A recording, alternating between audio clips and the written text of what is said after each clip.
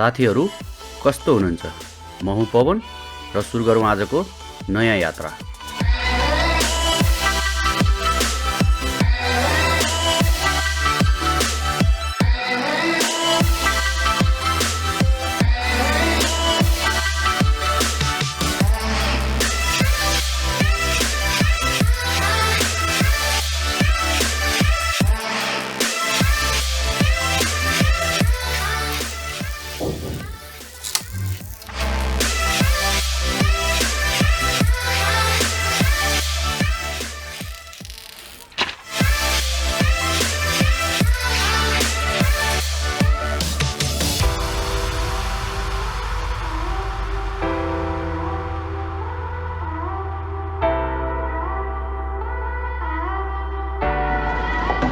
आजको हाम्रो भम्पुस यात्रा जाने क्रममा यो हाम्रै रेस्टुरेन्टमा ब्रेकफास्ट गर्न गएको छौँ। यो यसमा चाहिँ पराठा, यो आलु तरकारी, झोल तरकारी अनि यो टोस्ट। यदि भयो भने आजलाई पुग्छ त? पुग्दैन। अब यो कोभिडको कारणले गर्दाखेरि यो रेस्टुरेन्टमा पहिला टुरिस्टहरूको धेरै भिड हुन्थ्यो। अहिले चाहिँ खासै भिड छैन, अलिअलि देख्नु त देखिन्छ।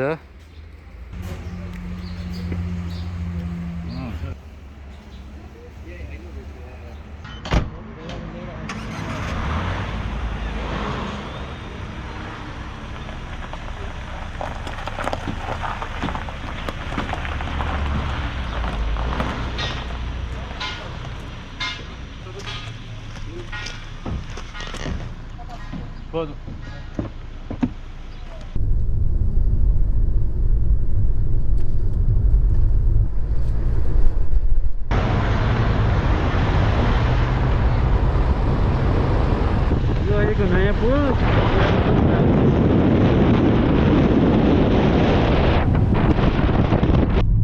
GoPro start recording.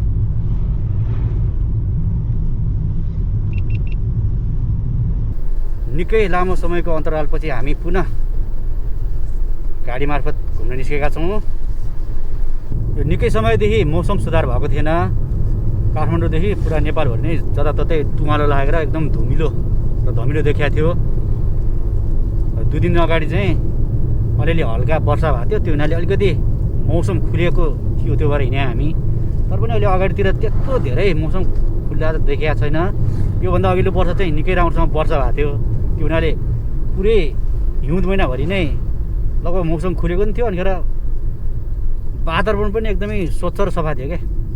आज हामीसँग हुनुहुन्छ ज्ञानेन्द्र दाई, यतापट्टि निरञ्जन दाई पनि हुन्छ, र यो म भइहालेँ सुनिल, र हाम्रो पवन दाई।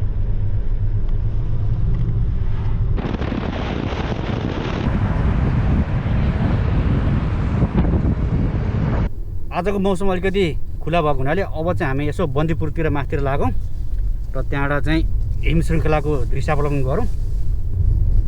यो बाटो के हो, फेरि यो नेपाली पाराले चाहिँ स्तरोन्नति भनेर भन्छ, त्यही गर्नलाई हो क्या। बिजु जहाँ खाल्डामा माटो हालेर।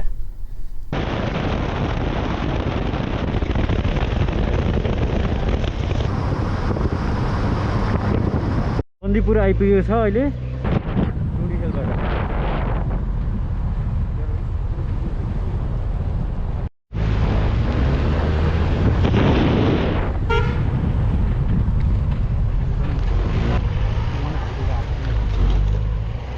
बन्दीपुर टुँडिखेल 1030 मिटर। यहाँ अलिकति अगाडि दिएर छेउबाट त्यहाँ अगाडि देखिने हिम श्रृङ्खलाहरू चाहिँ देख्न सकिन्छ।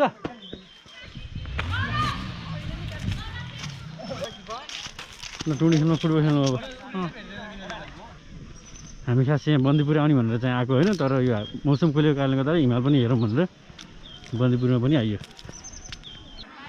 चाहिँ यो बन्दीपुरको टुँडिखेलमा चाहिँ नि पिकनिकको प्रोग्राम रहेछ।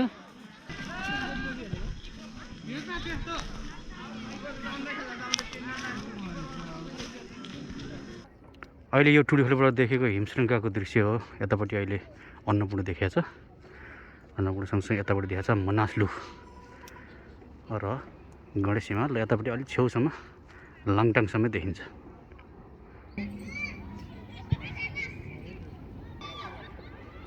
यो तल देखेको नदी चाहिँ मर्स्याङ्दी हो। मर्स्याङ्दी नदीको किनारे किनारे यतापट्टि बेसी सहर पर्छ। बेसी सहर हुँदा नै मनाङतिरको यात्रा र ट्रेकिङ गर्न सकिन्छ। तिलेचो ताल पनि यतातिर हो। ब्याट सिधै छ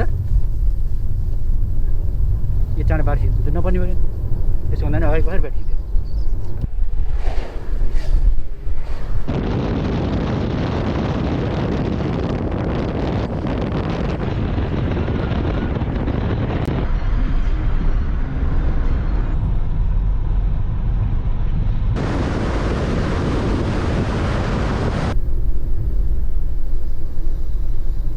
हामी अहिले पोखराको न्यू रोडमा आइपुगेका छौँ। अब भाटपट्टीमा छिरेर यसो आफूलाई चाहिने केही सामान किन्छौँ। मेडिसिन पनि लिनु छ। मेडिसिनको पसल हेर है सुनिल यता अलिकति राम्रो। यो पोखराको सबभन्दा पुरानो बजार हो। यो घरहरू पनि यो सबै यो पुरानो पुरानो शैलीमै छ।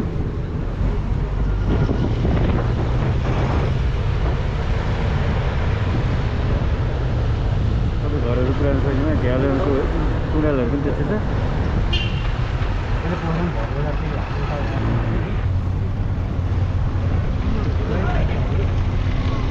अहिले हामी पोखरा छोडेर माथितिर हेम्जातर्फ लागेका छौँ। यताबाट हामी धम्पुस जाँदैछौँ। अब यो बाटो जुन देखिरहेको छ अगाडि यो बाटो चाहिँ निकै समय अगाडिदेखि नै यस्तै थियो। खासै त्यति इम्प्रुभ भइसकेको छैन। अब भन्नुको मतलब 2 वर्ष अगाडि पनि यस्तै थियो। यो हामी आउँदाखेरि 3 वर्ष अगाडि पनि यो यस्तै नै थियो। अब यो वर्ष आउँदाखेरि नि यो यस्तै नै देखिरहेको छ। अब 3 वर्षपछि अर्को पछाडि आउँदा नि यो यस्तै नै देखिनेवाला छ। एकजनाले काम गरिरहेको थियो आउँदा। 2-3 वर्ष अगाडि आउँदाखेरि नि 1-2जनाले काम गरिरहेको थियो। अहिले पनि 1-2जनाले पनि काम गरिरहेको पनि देखिरहेको छैन है। यो चाहिँ प्रगति हो हाम्रो देशको। हामी आउने बाटो पनि यही हो। त्यसो गर्न दाइ हालखबर ठिक छ हेम्जामा आइपुग्यो है। आइपुग्यो। त्यो हेम्जामा त हेर न पहिला पुरा आलु हुने ठाउँ हो यो। अहिले त त्यो सब आलु सालु छोडेर सब प्लानिङ गरेर अब घर फलाउने भएछ नि यहाँ। आज आउँदा पनि 1-2जनाले गरेर देख्यो। 1-2जनाले गरेर चाहिँ कहिले चाहिँ सिधाउँछ नि यो बाटो। यस्तो छ बाटो। यो टेन्डर पास भइसकेको छैन जस्तो लाग्यो। त्यही भएर टेन्डर पास भयो नि। टेन्डर पास भयो त यो भाग्यो नि। टेन्डरको आधी पैसा खाइसक्यो। आधी पैसाले गर्न सक्दैन। अनि बरु यो बनाउनुभन्दा भाग्नै फाइदा हुन्छ भनेर। अनि यहाँको पैसा दिन्छ भने जग्गामा लगानी गर्छ कि त्यसले फेरि के भन्छ नि के गर्छन् रे यहाँको यिनीहरू यो ठेलाहरूले छ नि जब काम पाउँछन् अनि 40% चाहिँ पेस्की लिएर अनि फेरि जग्गामा लगानी गर्छन्। यो बाटो जस्ता तस्तै बनाउँछन् यिनीहरूले क्या। निरन्जनले के भन्छ यसको बारेमा भन्दा थाकिन्छन् भयो। नेपालले गर्ने काम यही नै हो। कसरी हुन्छ फाइदा निकाल्ने काम गर्छ क्या। जग्गा प्लटिङ गर्छन् प्लटिङ गर्ने फाइदा निकाल्ने फाइदा गरिहाल्ने पैसा कमाइहाल्ने त्यसलाई सबै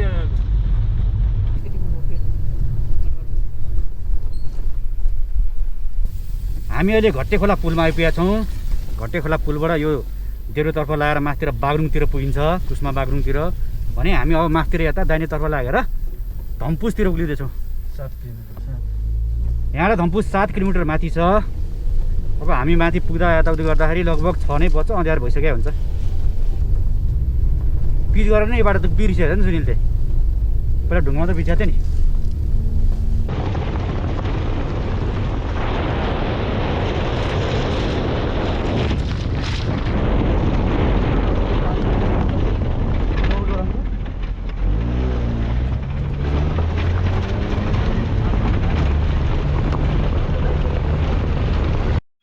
हामी अहिले धम्पुस जाने बिच बाटोमा छौँ।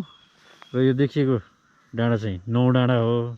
एउटा टावर चाहिँ त्यो 9 डाँडाको भ्यू टावर हो। त्यहाँबाट चाहिँ पोखरा र फेवातालहरू हेर्न सकिन्छ। त्यो चाहिँ बिचमा चाहिँ बागलुङ हाइवे छ।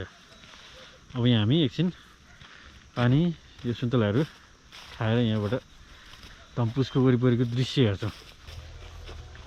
धम्पुस एकदम रमाइलो गाउँ पनि हो। पुरानो शैलीका घरहरू अहिलेसम्म पनि छ यतातिर।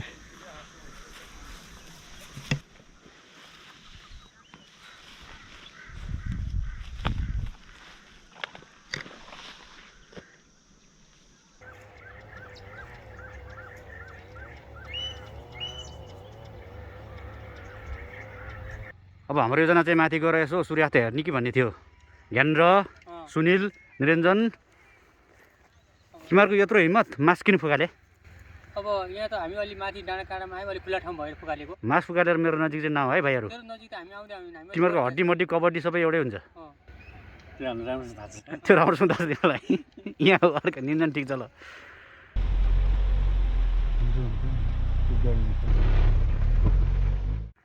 ज्ञानेन्द्र धम्पुस आइपुग्यो। दिल खुस भयो है। निरञ्जन पछाडिपट्टि धम्पुस गाउँ देखाएको छ र अगाडिपट्टि देखाएको छ सूर्यास्त हुँदाखेरिको सुन्दर दृश्य। यो अहिले देखिरहेको हिमाल चाहिँ हिमचुली र अन्नपूर्ण साउथ हो। यो अहिले देखेको सुनौलो कलरको यो चाहिँ हो माछा पुछ्रे। यसलाई जुम गरौँ।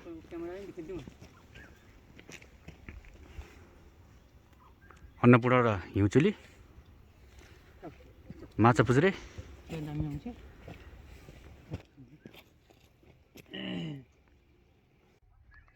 हामी जाने पनि मार्दी हिमाल छ नि, यो अन्नपूर्णको यता तलपट्टि देब्रे साइडमा देखिन्छ होइन। अनि उयो माथिको डाँडा टाउरा टाउरा देखाएको छ नि, यो मार्दी हिमाल ट्रेक चाहिँ त्यही हो। त्यही डाँडा माथिबाट जाने हामी। त्यहाँ माथि चाहिँ त्यही माथि त्यहाँ माथि चाहिँ हाई बेस क्याम्प छ होइन।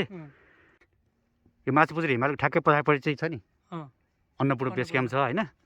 हार्डली वेलकम टु धम्पुस पोखरी भिलेज माछा पुछ्रे 7 कास्की सौजन्य धम्पुस पोखरी आमा समूह।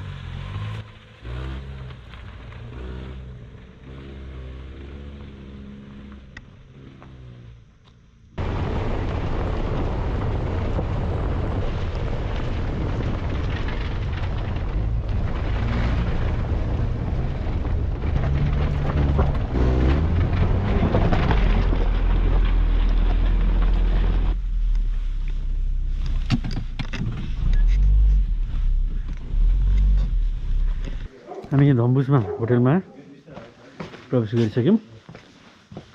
पर चाहिँ हिमालयहरू देख्न सकिन्छ। हाम्रो आजको नाइट स्टेको लागि धौलागिरी होटल हामी आज यहीँ स्टे गर्छौँ।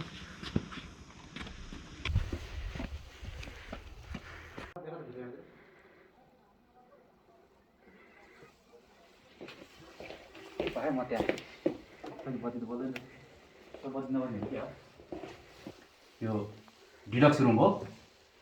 यस राम्रो छ। यसको मूल्य चाहिँ 2500 रुपियाँ हो। अब अहिले सिजन नभएर 25 हो। अरू बेला यो रेगुलर सिजन भएको बेला होइन, टुरिस्ट भएको बेला चाहिँ अलिकति महँगो हुन्छ। अब अहिले कोभिडको कारणले गर्दा त्यति मान्छेहरू यहाँ आएका छैनन्, सबै खाली छ। एक किसिमले हाम्रो लागि त ठिकै हो।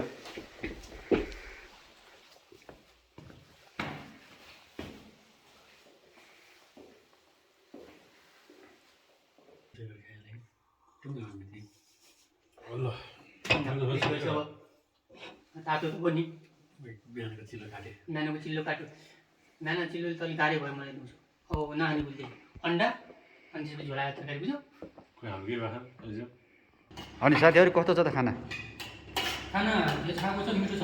साग छ, आउलीको तरकारी, मुरमुराको अचार, पापड, अन्डा अनि अम्लेट। यो खाना विथ एग।